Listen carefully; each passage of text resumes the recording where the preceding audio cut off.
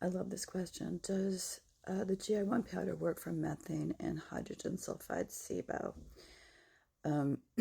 I have patients that come in with stacks of SIBO tests for a multitude of results for methane, for hydrogen sulfide.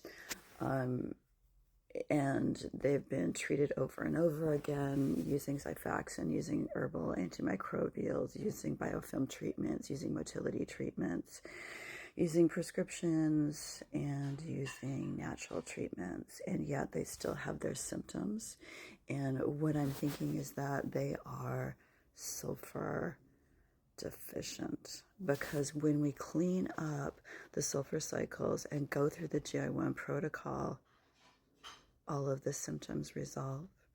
And I have other doctors around the country who are tracking this with their patients and retesting at the end and finding eradication of those species. So yes, it does work for both of those. And one of the reasons is that when you replace a sulfur deficiency, then your body can clean up the rest through your immune system, and everything falls back into place. Not 100% of the time, but currently my practice is running at about 90% resolution of the 3 different forms of SIBO, including any kind of yeast or gassy fermentation from yeast or fungal species that have come along since using all the SIBO treatments, right? You know how it happens when you use an antibiotic.